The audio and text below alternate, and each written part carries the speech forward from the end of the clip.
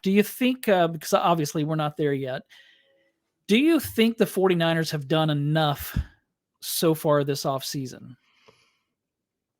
I think they've followed their pattern of first day, they've got a guy that they targeted and they pay them big money. Now, is the getting the best player at the position thing normal for the 49ers? No, which is what they've done with Javon Hargrave. But if you look back at this regime, first day they usually go right out and they get their guy. And sometimes that's Jerick McKinnon, sometimes that's Quan Alexander or Malcolm Smith, but they target a guy and they get him.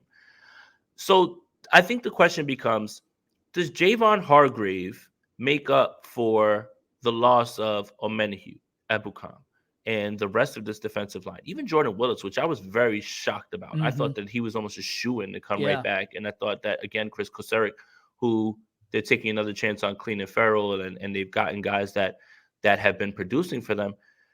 I think it depends on what you believe Javon Hargrave will do for this team. And I do think that there is a bit of a chance that Javon Hargrave is so good at what he does because he was the best player on the market that it does make up for that loss. And him and Eric Armstead can become this duo that I think is only surpassed by probably Allen and Payne in Washington.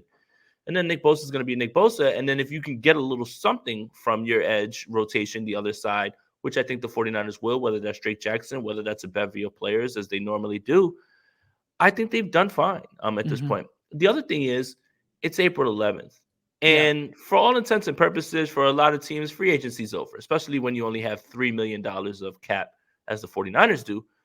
But there are so many impact players still available right now. I mean, for goodness sakes, like Marcus Peters, Yannick Ngakoue, Justin Houston. I mean, these aren't just regular guys. These are Yeah. impact players.